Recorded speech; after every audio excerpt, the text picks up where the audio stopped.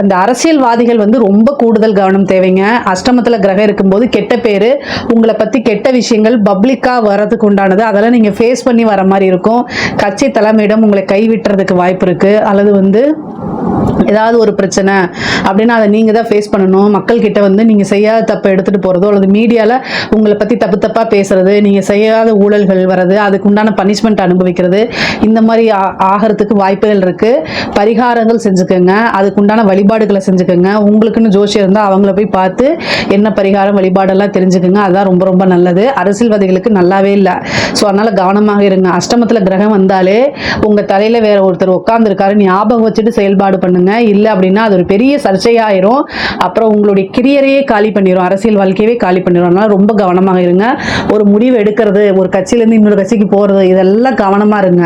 யார் கூட கூட்டணி வைக்கணும், இதெல்லாம் கவனமாக இல்லை அப்படின்னா உங்களுடைய அரசியல் சகாப்தத்தையே முடிக்கிறதுக்கு உண்டான அமைப்பெல்லாம் இந்த மாசம் இருக்கு. ஏன்னா அஷ்டமத்துல கிரகம் அவ்வளவு உச்சமா இருக்கு. அதுவும் இல்லாம செவ்வாய் உச்சபலம் பெற்றிருக்குது. அதனால அரசியல் வாழ்க்கையை பாடுபடுத்துறதுனால ரொம்ப ரொம்ப கூடுதல் கவனம் தேவைங்க. நல்ல அமைப்புகள் இருக்குது உங்களுக்கு.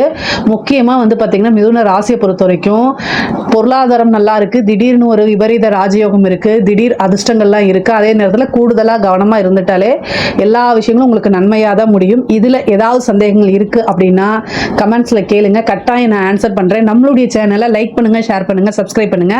நன்றி, வணக்கம்.